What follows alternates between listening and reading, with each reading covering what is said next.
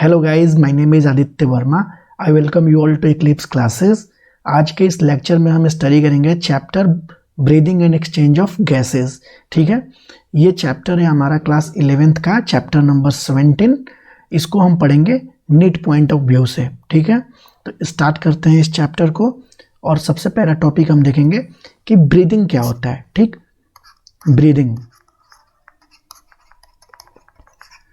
Breathing का मतलब होता है कि हम अपने अंदर फ्रेश एयर को लें और फाउल एयर को अपने बॉडी से बाहर निकालें। मीन्स कि टेकिंग द या इनहेलिंग द फ्रेश एयर और एक्सहेलिंग द फाउल एयर। ठीक, it is the inhalation of fresh air and exhaling या exhalation of foul air। Foul air को बाहर छोड़ना और फ्रेश एयर को अंदर लेने के प्रोसेस को हम बोलते हैं ब्रीदिंग। ठीक है, और यहाँ पे एक दूसरा टर्म भी आता है, हम बोलते हैं उसको रिस्पायरेशन। तो देखेंगे कि रिस्पायरेशन क्या होता है।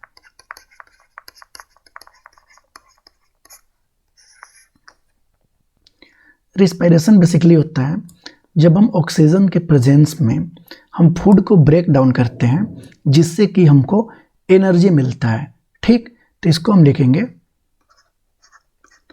It is the oxidation of food to produce energy. जैसे ग्लूकोज हम लिए, ग्लूकोज ऑक्सीजन के प्रेजेंस में हमको क्या देता है, जब इसका ऑक्सीडेशन होता है, ग्लूकोज का ब्रेकडाउन होता है, तो ये हमको देता है energy in the form of ATP. ठीक, और क्या क्या बनता है, CO2 प्लस वाटर या बोले H2O। ठीक, अब हम देखेंगे रिस्पायरेशन के कुछ टाइप्स। हमारे बॉडी में रिस्पायरेशन कितने टाइप्स के होते हैं। हमारे बॉडी में रिस्पायरेशन दो टाइप का होते हैं। सबसे पहला एरोबिक रिस्पायरेशन,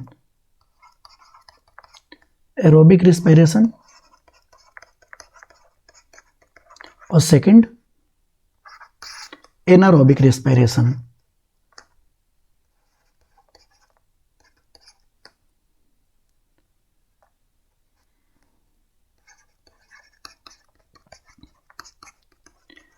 एरोबिक रिस्पायरेशन मतलब जब फूड का ब्रेक डाउन होता है ऑक्सीजन के प्रेजेंस में, उसको हम बोलते हैं एरोबिक रिस्पायरेशन। ठीक है, तो इसको हम बोलेंगे the break down of food, या बोले तो बर्निंग ऑफ फूड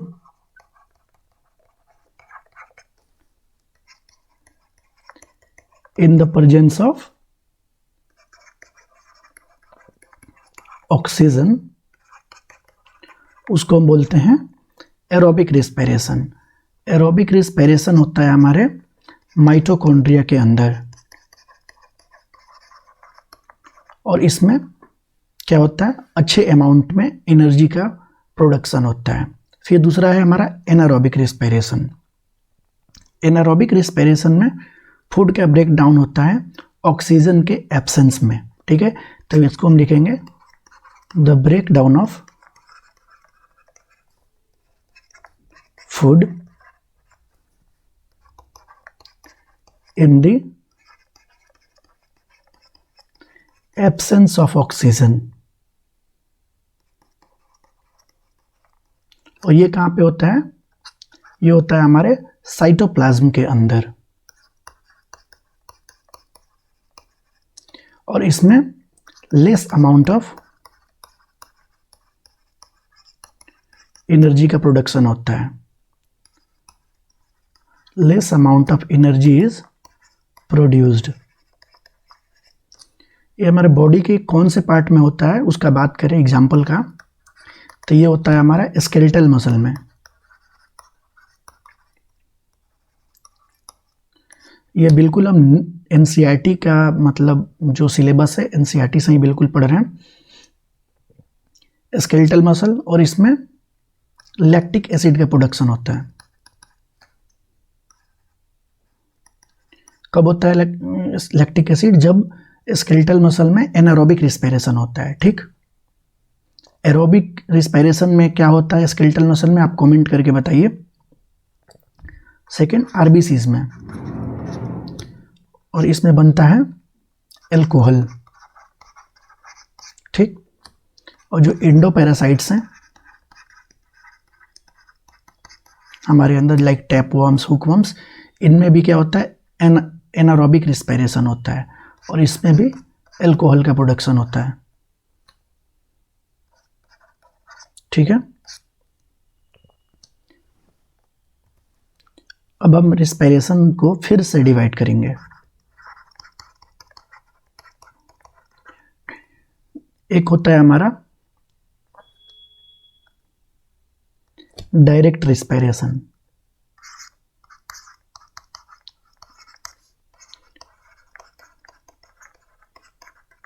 और दूसरा होता है इनडायरेक्ट रिस्पिरेशन।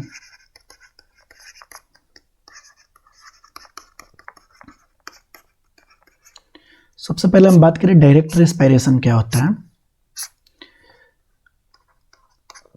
तो जब हमारा बॉडी सेल्स एयर से डायरेक्ट O2 लेता है और CO2 छोड़ता है एयर में, वो कहलाता है हमारा डायरेक्ट रिस्पिरेशन। जैसे हमारे कोई यूनिसेलुलर ऑर्गेनिजम्स हैं, ठीक है, ये सेल है, ये डायरेक्ट एटमॉस्फेयर से ऑक्सीजन ले रहा है और एटमॉस्फेयर में ये CO2 छोड़ रहा है, ये है हमारा डायरेक्ट रिस्पिरेशन। इसमें कोई रिस्पिरेटरी ऑर्गन नहीं होता है। ठीक, तो इसमें हम लिखेंगे there is direct contact of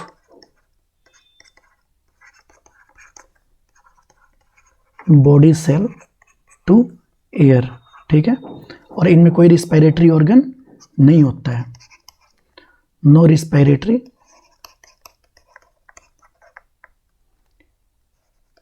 organ is present. Example की बात करें तो ये होता है हमारा यूनिसेलुलर ऑर्गेनिजम्स में,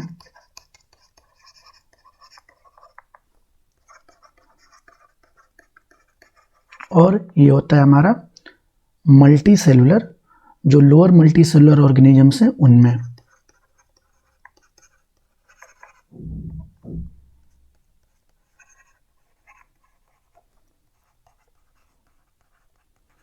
लोअर मल्टी सेलुलर ऑर्गेनिजम्स में। ठीक है, और इनडायरेक्ट रिस्पिरेशन की बात करें तो इनडायरेक्ट रिस्पिरेशन में जो बॉडी सेल्स हैं वो डायरेक्टली एयर से ऑक्सीजन नहीं लेते हैं, इनके अंदर रिस्पिरेटरी ऑर्गन्स प्रेजेंट होते हैं जो कि सेल्स को ऑक्सीजन प्रोवाइड करते हैं और CO2 बाहर लेके जाते हैं। ठीक है, तो इसमें हम लिखेंगे there is know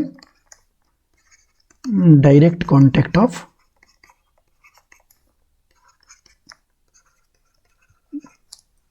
body cell to air, और इनमें रिस्पिरेटरी ऑर्गन्स प्रेजेंट होते हैं।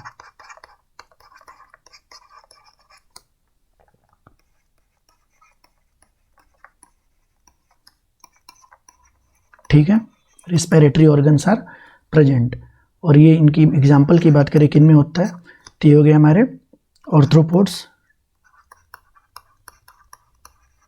एनेलिड्स, और बात करें तो हमारे कॉर्डेट्स। ठीक, तो इनमें होता है इनडायरेक्ट रिस्पिरेशन, इनमें रिस्पिरेटरी ऑर्गन प्रेजेंट होता है। तो और सारे जितने भी ऑर्गेनिजम्स हैं, सारे ऑर्गेनिजम्स में हम देख लेते हैं कैसे रिस्पिरेशन होता है, या फिर रिस्पिरेटरी ऑर्गन्स हम देख लेते हैं। रिस्पिरेटरी ऑर्गन्स, जितने भी ऑर्गेनिजम्स हैं सब में रिस्पिरेटरी ऑर्गन्स डिफर करते हैं, ठीक है। ये डिपेंड करता है कि किस ऑर्गेनिज्म में कौन सा रिस्पिरेटरी ऑर्गन होगा, उसका हैबिटेट पे, मतलब वो ऑर्गेनिज्म कहाँ पे रहता है, कि वो पानी में रहता है कि टेरेस्ट्रियल पे रहता है, मतलब ज़मीन पे रहता है, ठीक है। और दूसरा इस पे डिपेंड करता है कि उसका लेवल ऑफ ऑर्गेनाइजेशन क्या है, ठीक, मतलब कि वो सेलुलर लेवल ऑफ ऑर्गेनिजम्स है या फिर वो organ system level of organism है, इस पे भी डिपेंड करता है उसका रिस्पिरेटरी ऑर्गन, ठीक है। तो इसको हम लिखेंगे the type of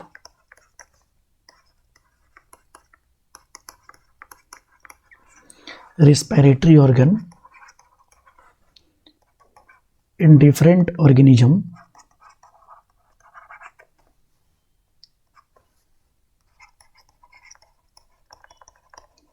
depends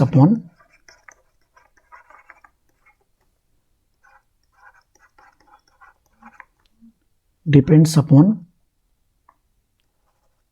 habitat and its level of organization, उसका कौन सा लेवल का ऑर्गेनाइजेशन और इसका हैबिटेट, हैबिटेट का मतलब वेयर द ऑर्गेनिज्म लिव्स, ठीक है। और लेवल ऑफ ऑर्गेनाइजेशन का मतलब complexity of body,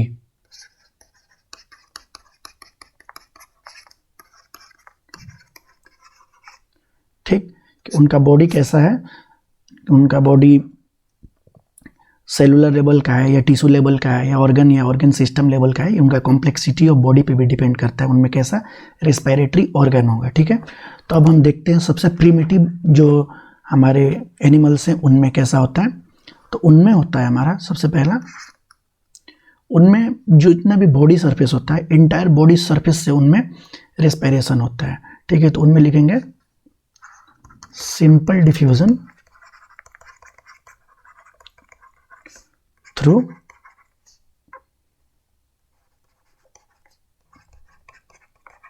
entire body surface. ये किस में होता है, simple diffusion entire body surface में। तो ये होते हैं हमारे सबसे प्रिमिटिव्स जो हैं। सबसे पहला ये हमारे स्पॉन्जेज, ठीक, सेकंड सिलेंट्रेट्स, और थर्ड हमारे हैं प्लेटीहेल्मिन्थेस। इनमें सिंपल डिफ्यूजन के थ्रू होता है रेस्पिरेशन। और जैसे हमारे एनिलिड्स हैं,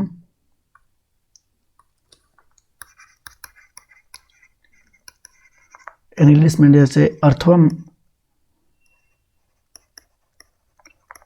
है, अर्थवर्म में मोइस्ट क्यूटिकल प्रेजेंट होता है, मतलब मोइस्ट स्किन इसमें प्रेजेंट होता है, और उसी से ये रिस्पिरेशन करता है। कैसा, क्यूटेनियस रिस्पिरेशन,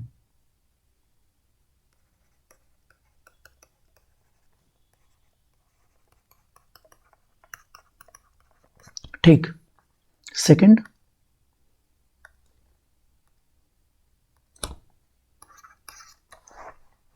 सेकंड है हमारा थ्रू ट्रैकियल ट्यूब्स। जितने भी इंसेक्ट्स हैं ऑर्थोपोड में, वो सारे इंसेक्ट्स किससे करते हैं, ट्रैकियल ट्यूब से रिस्पिरेशन करते हैं, ठीक है। फिर है हमारा तीसरा गिल्स। जितने एक्वेटिक आर्थ्रोपोड्स हैं,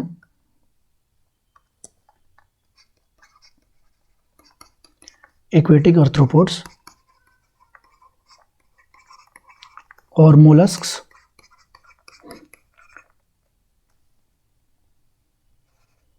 ये करते हैं हमारे गिल से रिस्पिरेशन, ठीक। अब हम देखेंगे respiratory organs in vertebrates. Vertebrates में कैसा होता है।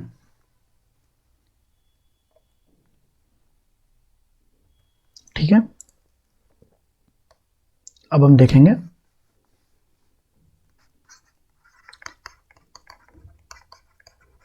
Respiratory organs in vertebrates.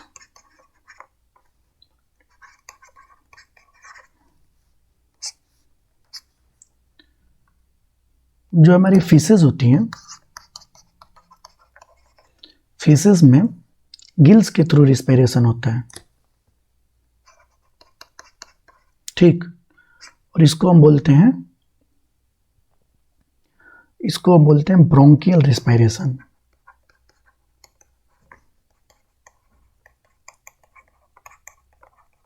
ठीक। और सेकंड, जितने भी हमारे हैं like amphibians, reptiles, Aves, mammals, इनके अंदर रिस्पिरेशन होता है लंग्स के थ्रू, और इसको हम बोलते हैं पल्मोनरी रिस्पिरेशन, ठीक है। आज के लिए इतना ही। नेक्स्ट लेक्चर में हम स्टार्ट करेंगे ह्यूमन रिस्पिरेटरी सिस्टम, ठीक है गाइस। थैंक यू, मिलते हैं नेक्स्ट लेक्चर में। Bye bye.